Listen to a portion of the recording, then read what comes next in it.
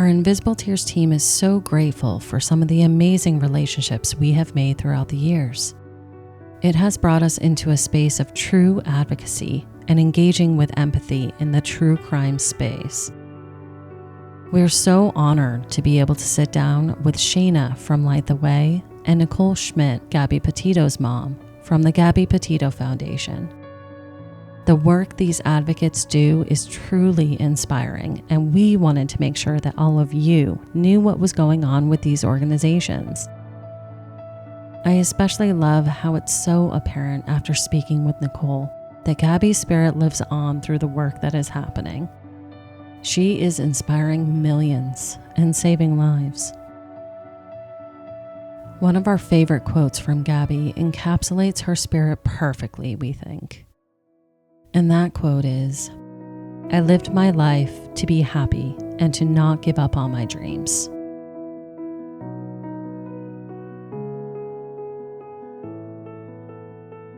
It's beautiful, just like her and her spirit.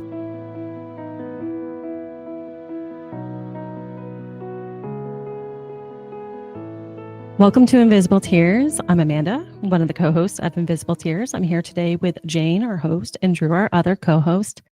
Hey guys, how's it going? Good. How are you? I'm doing great. Good. Good.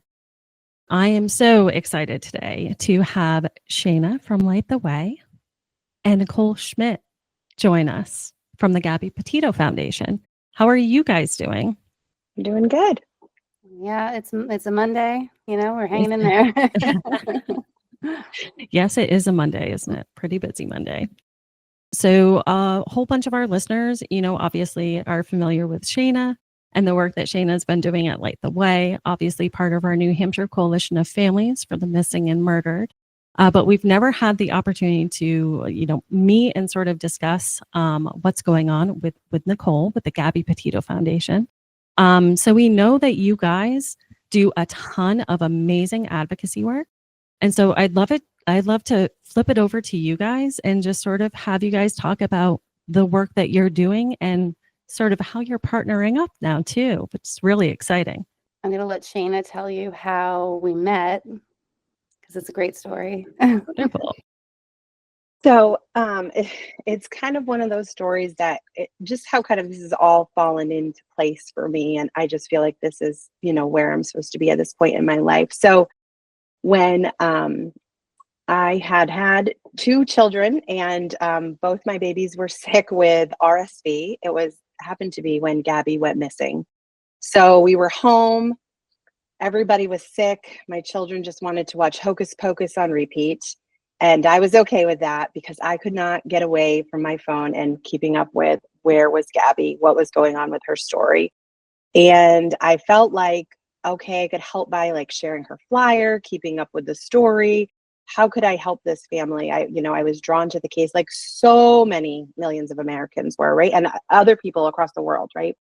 So what we learned from Gabby's story is that there were all of these other families who had missing loved ones.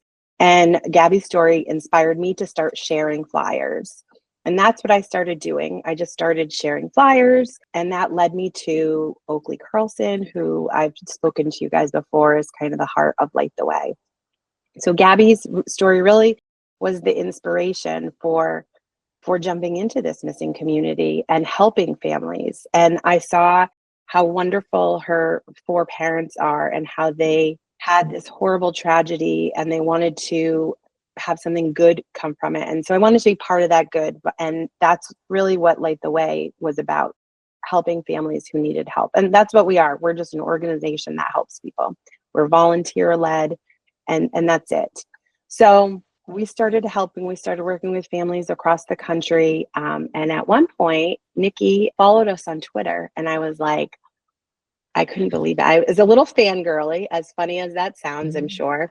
And she gets a kick out of that because I'm sure she doesn't always think that she has fangirls. But it was a little like, oh my goodness, she's noticed that we're doing something good. But I took it as she noticed that we're doing something good. And that's what I wanted to do. I wanted to be an advocate that families like Gabby's saw that we were doing something good. I wanted to be an advocate that Julie Murray wanted to work with. Like that's the advocate that I wanted to be. Like I wanted to be doing so much good that people who were doing good noticed that I was doing good so I could do good with them. I could make sure that I was living up to those expectations. And so when Nichole followed me, I thought, here's my opportunity to see if I can get her to kind of jump on some of the things that we're doing and we can kind of work together. So I slipped right into her DMs and I sent her a message because I always shoot my shot, because it's really everything has always kind of fallen into place when I've tried to reach out to people. And I told her about Missing Poster Monday. And I said, look, we share flyers on Monday. We're just really trying to like share more flyers and get people to engage with us so that maybe we trend someday. And she was as sweet and as kind as you saw her on TV. And she was like, this is great. I love it. I'm going to help. So she started helping. And that was kind of like the beginning of our friendship. And so every once in a while, I would just check in and tell her thank you. Maybe there was something new coming out about Gabby's case, and I would just say, I want to let you know that I'm thinking of you and I want things to go well. And she was always just like, hey, thanks. And then about, I wouldn't say like a year or so later, we kind of said, let's collaborate on something. And so we worked last year on kind of a little Missing Children's Day project. And that went well. We did some flyers together. We kind of tried to highlight some missing children's cases. And then the opportunity arose for us to work together. And I couldn't have been more excited to partner with the Gabby Petito Foundation. It just feels like a dream come true to be able to work with people who are just out there to do good. And that's it. They just want to do good. And together, we hope to make the world a better place, make it safer for these families, make them feel more supported.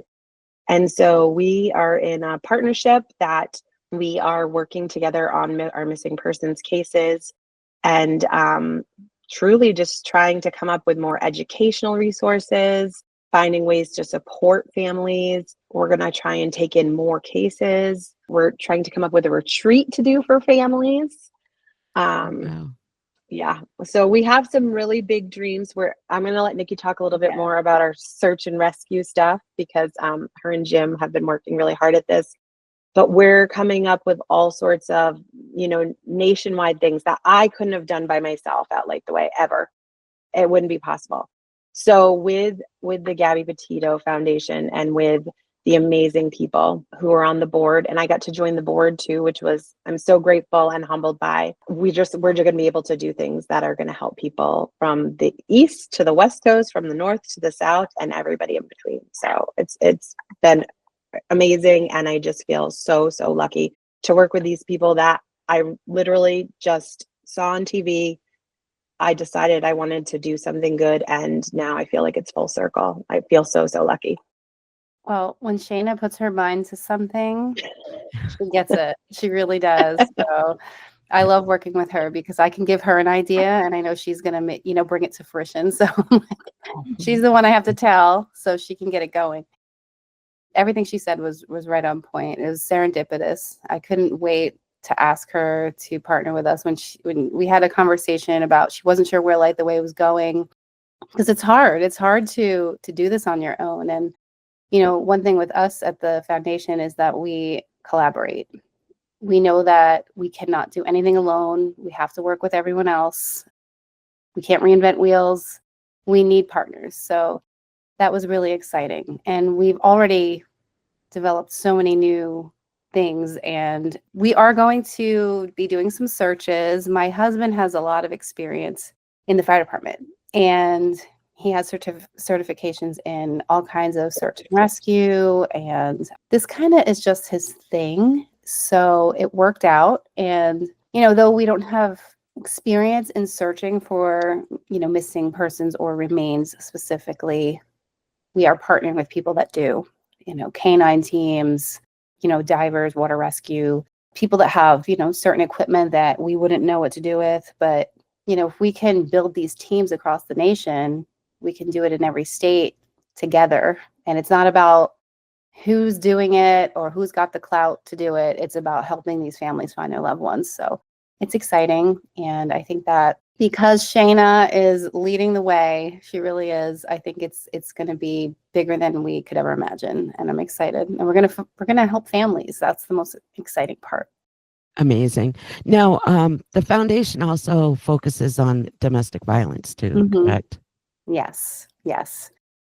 That's another whole world that's difficult, and a lot of cases involving a missing person is typically a domestic violence case when it's adult. Really? There's a lot of connections there that we find when we're, helping people. Even these cases, like Shayna will tell you, she has cases over 40 years. They were domestic violence related. And it's unbelievable how they're still unsolved. But we have a lot of work to do, and there's no funding right now. The government has taken all the funding away from all the domestic violence shelters, prevention programs, and we are just fighting to get donations so we can continue getting into schools and speaking about Gabby's story and talking to kids. That's what we really want to do. So it's a lot of work. But we have to keep going. I think focusing on the domestic violence part of it, especially in the schools, is so important. Because I think a lot of these relationships and these teenagers do unfortunately become domestically violent, and they don't realize that they're in such a bad relationship because it's their first love. So they don't know, they don't realize. So I think talking at the schools and really letting these kids know that, if you experience this in a relationship, this is not healthy and this is not good. And I think that going around to the schools is super important. Yeah, and the goal is to reach both sides. So how to not be an abuser as well, because exactly, when they're still in that stage, they think it's normal, but maybe if they hear that it's not okay, they have time to change the way they're behaving. So yeah, we want to prevent it on all sides, not just teaching people to recognize the signs, but within themselves too. Are you being an abusive friend? Are you being, a bad person in general? So yeah, again, it's a lot of work, but I think down the line, once we teach it more and more, we'll see the difference generations to come. Yeah. I have just a simple question. Do you think Gabby knew she was in a bad relationship? I don't know. I think there's so many different dynamics in abusive relationships that even if they do know, they feel trapped and they don't know how to get out. So I think she might have, and I think that she was planning on ending it. There's theories as to why what happened, but I think she was breaking up with Brian. And that's what I really feel. And I think that maybe it was during or after a heated argument and she was just finally done and has said it out loud, probably for the first time. And it's unfortunate that she was finally maybe realizing what was going on and realizing that she needed to get out. And that's typically the most dangerous time. So it's important to safety plan, and not just have that moment of you're just going to pick up and leave, because that's the most dangerous point. And, planning it out carefully is essential. Good advice. Yeah. My daughter and I met you, Nichole, and your family a couple of years ago at CrimeCon, and I was the same way as Shayna.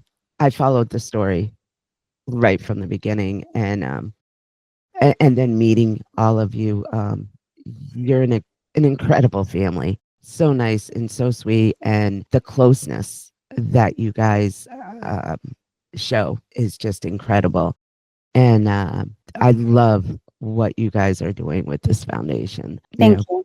The advocacy work is just amazing.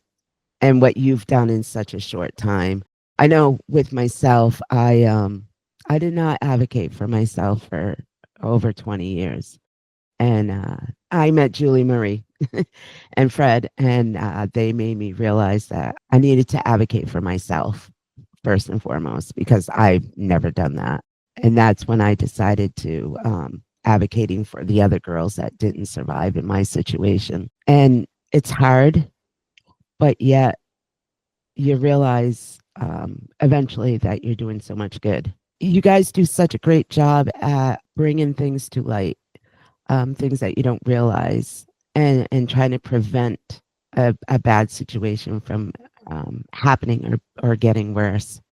And that's some incredible advocating work that you do. I appreciate that. Thank you so much. We sometimes feel overwhelmed, but something drives us. I guess it's Gabby's spirit and Yeah. the fact that lives are being changed and saved and inspired. You know, even something hearing Shayna talk about how it inspired her to be. Look at all the family Shayna's helping now, and it was like a domino effect Yeah. because she was so intrigued by Gabby's story, and here we are now. And yeah, it's incredible. Everything And happens for a reason, I guess. absolutely. And I'm one person, I'm one person that I was inspired by Gabby's story. And that there have been so many others that have been inspired by her story. And we hear from those people, and even I hear from those people as like a secondary person from the foundation. It's just truly amazing.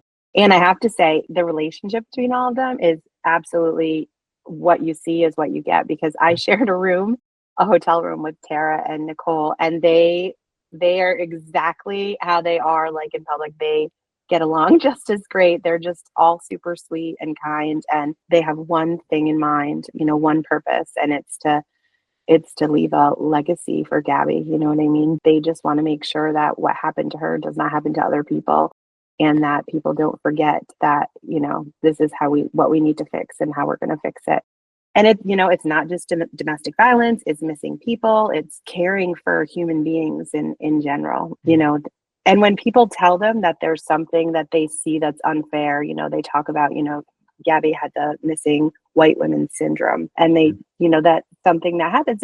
And it's true, Gabby got swept up in the media, right? Like, that's why we all followed the story. But her parents hear that, and they advocate for the victims that don't have that voice behind them, who aren't getting that media coverage. And I just think that is really amazing to see these people say, hey, wait, we know our daughter got this coverage, but we want to make sure that every other missing person, no matter what gender, what race, what ethnicity they are, how much money their parents had, like, we want to make sure that they're getting that coverage too. Because every missing person deserves to be found, and every missing person deserves to get that media coverage. So they want what's equal for all, and Actually, they truly do. Jim and Joe are speaking today at the MMIW event in South Dakota, and it's Wear Red Day. That's why I'm wearing my red shirt, and it says "No More Stolen Sisters," and it's empowering for them to be there talking about these Native American women being missing and murdered. And here's Joe and the two white bald guys talking about it, but it just sets a precedent that we all need to care, and the media needs to take note, because they're the ones that get these stories out. And we've been saying since day one, why aren't everybody's stories shared? If you think back the last, 20 years or so, who do you think of? Natalie Holloway, Lacey Peterson, it's all these white girls. So there is some truth to that. And the media has the control over that. So yeah, there just needs to be some changes made. So we very much out there advocating for everyone and anyone who needs the help. And we know everybody's loved one is just as important. So we want to make sure that if it's Gabby's voice that amplifies that loved one's, that person's missing, and the media will talk to them if we ask them to, then we'll do it. We'll do whatever we can. Now, I watched the documentary, which was amazing. Thanks. And I also watched when Gabby was in the police car and how they handled that whole situation. Do you think there's going to be changes with that, seeing how that was so talked about? How I feel, and I know several other people feel the same way, that law enforcement that day failed her. Yeah. Are you also working towards changes with that too?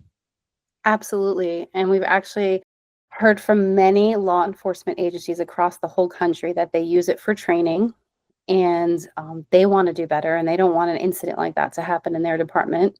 On a positive note with Moab, they actually applied to be at the National Crimes Against Women conference in Texas. So they're doing stuff to, try and do better. And I applaud them for that. Utah has had quite a few cases over the last 10 or so years. And I think it's time for them to really set precedent for the rest of the country that say, hey, look, we messed up, we're making changes, and then the other states can follow. We're still trying to get the lethality assessment passed.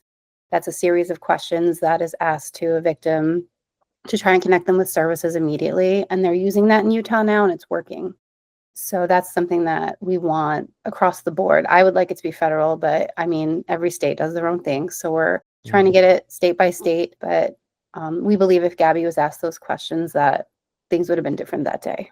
So just trauma-informed care, she was failed that day by people who are supposed to be trained and know how to handle these situations. Oh, I agree. Just watching it. And I was angry. I was extremely angry watching how they handled that whole situation. Yeah, there was a lot of male dominance going on in that whole situation. And she was very frightened. much. Yeah, so it does anger people, even if you don't know. I mean, I didn't know anything about domestic violence as far as the details of it and the complications of being a survivor and the things that happen in these relationships. But people who don't even know that see that video and are like, something's not right here. So you don't need to be an expert. Experts pointed out every single thing. And I've learned from so many people. I've taken DV courses now, strangulation courses, the things were escalating, and the police had a chance that day to, I feel like that was her final chance. And I think that was a pivotal moment where she could have been saved and she wasn't. So yeah, it's upsetting. It was. And what was more upsetting to me was, did they even go through any training with domestic violence situations? Because I didn't see any of it. And it was like, okay, what are we back in 1970, 1980 again, where they just lost all their training, or they never had any training in those situations, and I think it is about all about training and procedures, and hopefully they're relooking and reevaluating that right now. So yeah, that was pretty disturbing to me, and I was so angry. I think I even threw something at the TV. I'm not sure, but I was pretty angry.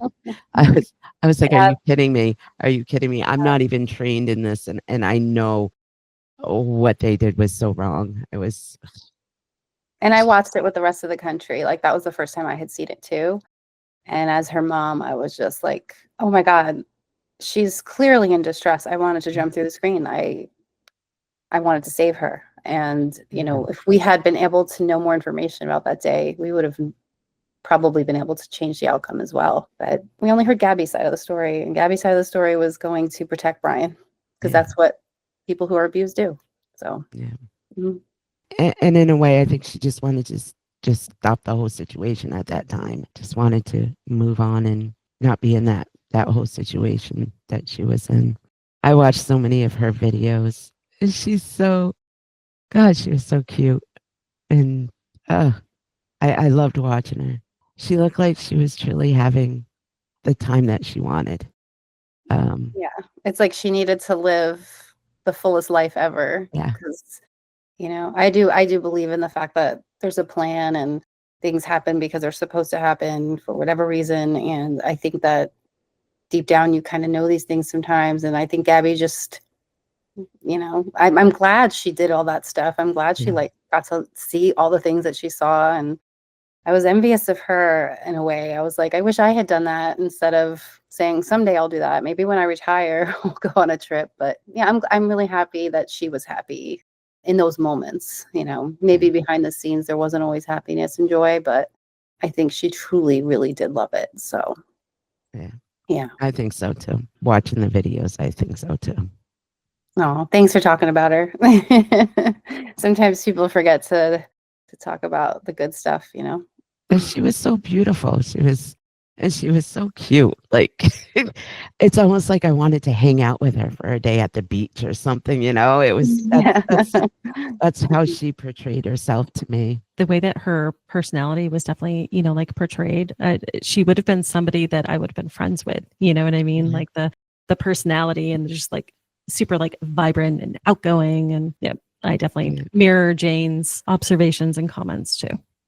Her free spirit comes from Nichole, though, like for sure. Uh-huh. Getting to know Nichole over these past couple of years, the free spiritness is definitely like Nichole, the like just believer in like the good in people and the kind of like, I'm going to see the positive in the situation. And that's definitely from Nichole. So there's so much of Gabby that just like lives in Nichole because they were one and the same in that way. And like, that's what I like to see when I think about like how Gabby's still like living on and like Nichole like still has that and she still is that free spirit. I see that in you so much, just in like how you live your life and you're like fun and you're like, yeah, let's do it. Like I feel like Gabby was definitely like that. Yeah, I feel like I hear her sometimes telling me to chill out or, if I'm stressed about something or nervous or worried, I do hear her like, Mom, it's fine. Like I'm here. And, I just hear her kind of she's still around me all the time and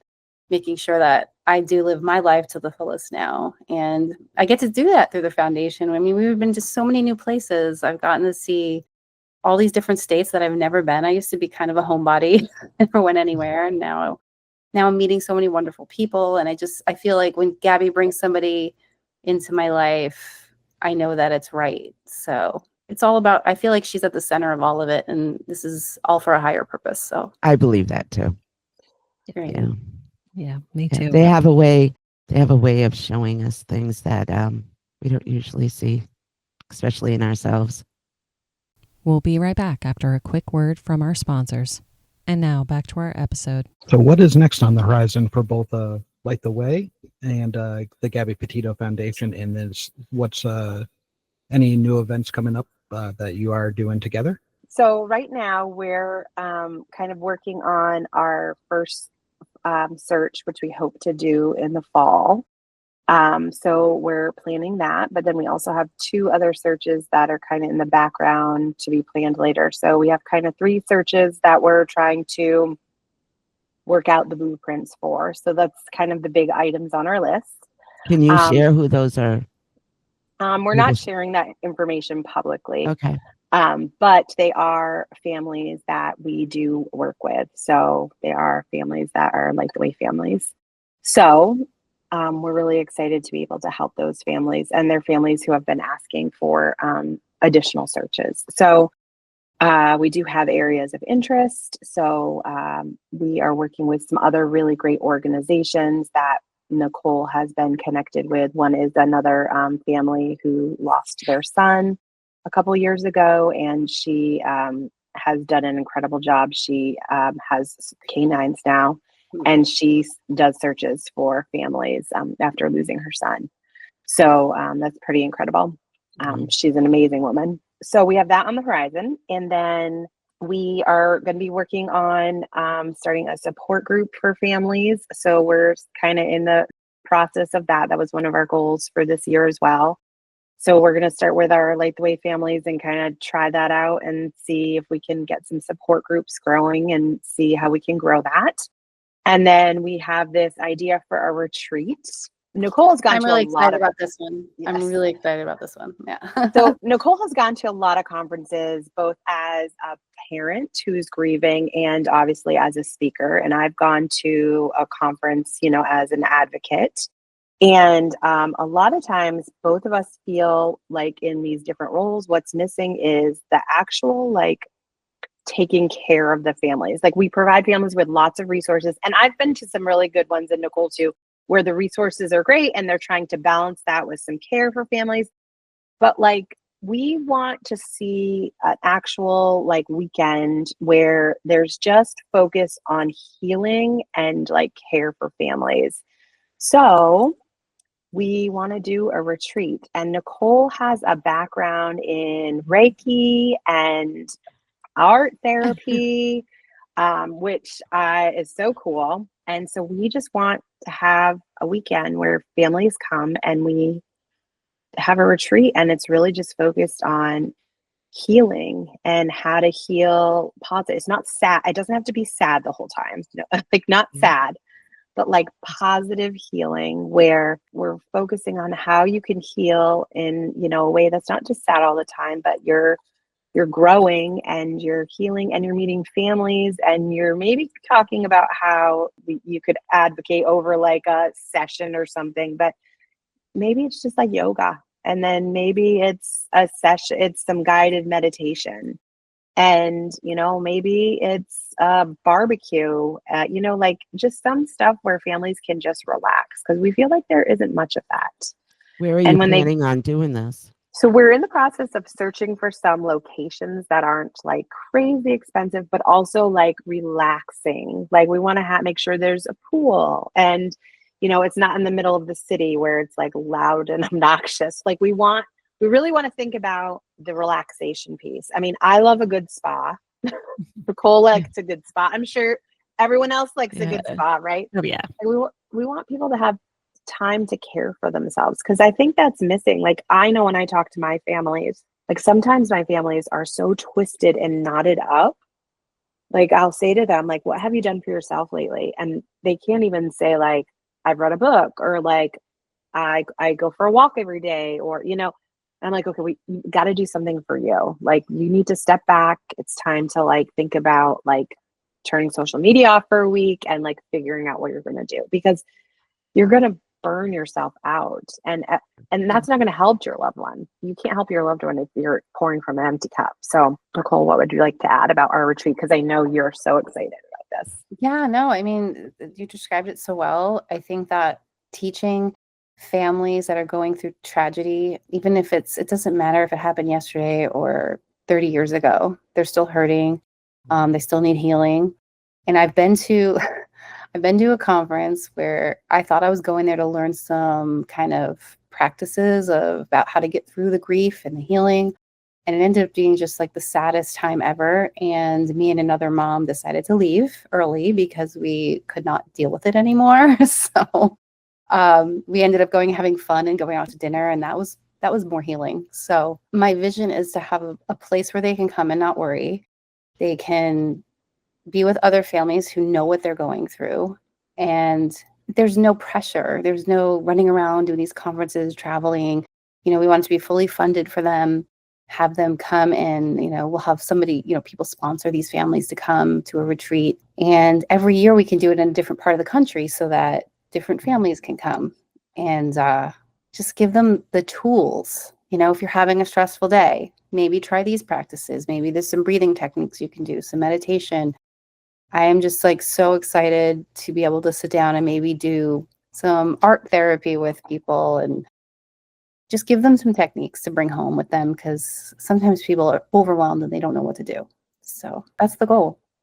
This is such an amazing idea. So if you guys need another resource to help you with this, you're talking and I'm like, what an amazing retreat idea. So I'm a Reiki master. Yay. Yay. Awesome. So the second you were talking about the healing and the relaxation and even the tools, right? Even some sort of guided meditation or something like that. A lot of people don't know how to meditate, and it can be so beneficial. Breath work, tapping, different things like that. Yeah. So just in a very like serene, safe environment. It's an amazing idea, guys. Yeah. Well, we might need the help, so we'll put you on our list. Yes. Yeah. And we know that we can't do it alone. Like Nichole said, we see these other people who try to do things alone, and you just can't. It's not possible. So we are looking to build these teams of people who are just here to do good and to help families. So we love that, people are excited about these ideas and what we want to do. We're also really excited to come to the coalition gathering this summer in August. Nichole and Jim will be there. And, we're hoping that by saying that the Gabby Petito Foundation will be there and supporting the families of New Hampshire whose cases remain unsolved, we'll bring in some new and different media to kind of put some pressure on the Attorney General's office and, who knows, maybe even the governor's office as well, because we know that in the past, sometimes when a press release goes out and their name's on there, some different media does show up to these events. So I have updated them on what has been going on for the past couple of years in New Hampshire. So they are kind of well aware of our situation and what we've been trying to build in New Hampshire, and how we've been kind of hitting our head against the wall, waiting for even one solve. We've been waiting for a solve, and there has not been a solve. No, not one. So we'll all be there together. So I'm excited to have them join us and see kind of the group that we've formed, because we've formed a pretty great group up there. And then Nichole travels like all the time, all over the place. She is speaking for the foundation, and her and Jim actually speak on their own as well, and they do an incredible job. And then Nichole and I actually were just asked to speak at the Cold Case Symposium, which is one of my favorite conferences ever. But we're going to speak together. So we are going to be putting our first presentation together in October, and it's in Arizona. Yes, so I get to experience the type A personality here, because I'm usually really control of my speaking. We'll see how this goes. I'll be like, okay, you ready to get our PowerPoint together? I'll be like, girl, I'm like, no. I wing it, girl. What are you talking about? Yeah, But it'll be great. I'm excited. It will be fun to work together on that. But I'm really excited to go to that too, because that was the first place that I ever presented, and it was a life-changing experience for me to meet the other presenters there. So I'm really excited for that. Oh, and when is that? October, like 16th and 17th, I think. Good to know. Yeah. Making a mental note. You guys are doing amazing things. I know. Keep I'm in doing awe. it. I am in awe too. When I heard that Shayna was hooking up with you, Nichole, and the Gabby Petito Foundation, I was just like, perfect. Oh, what a perfect team. You guys are doing amazing things, and I know that you guys are going to continue to do amazing things. Well, we needed Shayna and her team, because they are amazing, and we didn't have any idea what we were doing with our missing persons. We try to advocate as much as possible, but we didn't know what to do further than that. And then bringing Shayna on has really been helpful in helping more families, and she's just such an amazing advocate. So I hope she realizes that how good she is. Thank you. She really is. I don't know where she gets her energy. I don't know how she does it all. She doesn't sleep. She does. And I actually know that because I was in a hotel room with her. I know she doesn't sleep. But yeah, she still looks so beautiful. I wish I could look like that without no sleep. So. Oh, thank you. It's just good skincare products. It helps too that you guys have amazing spouses too, because I've met Shayna's husband a few times, and he's so sweet. So the, sweet. the support he shows you, Shayna, is just amazing. He said to say hello today. He said, tell him my we said hi. my New Hampshire friends I say hi. Oh, tell him Yeah, we and said we look forward to hi. seeing him again in August. Yep. Absolutely. Do we want to add anything else? So actually we have a couple things. So Gabby Petito Foundation is having their second annual golf fundraiser on Long Island, where we're from. And it's going to be June 6th, and it's an all-day event. You have golf and dinner. Some people just come to the dinner. I'm not even a golfer, so I'll be just hanging out and waiting for the dinner. But yeah, that's going to be a fun event, and you can get tickets. Go right to our website, gabbypetitofoundation.org. We also have a 5K in September coming up, which I'm really excited about. It's in Gabby's hometown, right where she grew up. And it's going to be ending at this little beach where, again, it's just a beach around the corner from her house where she grew up. And there's a cute place called Bodie's there. And he has another restaurant down the block, which he's going to have a band playing. And so for all the runners to come after the 5K. So that will be September 20th of this year. And we're really excited about that. Both of these events are on our website. And, I forgot about, we also have on June 8th, Puppies and Pints, which is yoga with puppies that are adoptable. Oh, And then you can get a pint of beer, some healthiness and a beer. It's a really, really fun, different event. And it's actually selling pretty quickly. So the girl that does it, they sell out quick. And I happen to be friends with the person that has the foster dogs, the puppies. So that's going to be a lot of fun. We're doing all that on Long Island, and, hopefully get some people to come and enjoy themselves. And of course, people can always sponsor or donate if they can't physically come. That's always helpful, but we appreciate all of that. Again, we don't get funded by government or grants or anything like that. It's all from individuals. So every little bit counts. But well, we'll be sure to put everything on our Facebook page, all the contact info and all that. Amanda's really good with stuff like that. I don't know how to do that, but she does. So hey. Absolutely. And obviously we'll make sure and put your website where so many people can make sure and go and find out about all those events and everything in the show notes too on this interview as well. Thank you. Appreciate it. Of course. Thank you so much. thank you so much. Thank you so much for joining us. Can't wait to see you this summer. Yeah. I'm so excited to get to come up there and be in that neck of the woods. So Yeah, see you all then. Excited for you. All right. Bye. Thank you all so much for listening to this episode of Invisible Tears. Make sure you subscribe to our podcast to hear all future episodes. Click into our link tree too in the episode description to find and follow us on all our social medias. And it also links to our website, invisible-tears.com, where you can keep current on any events that may be coming up, read more about Jane and the team, and read more about all the Connecticut River Valley unsolved cases. Evil may exist in this world, but we will not let it win. See you next episode.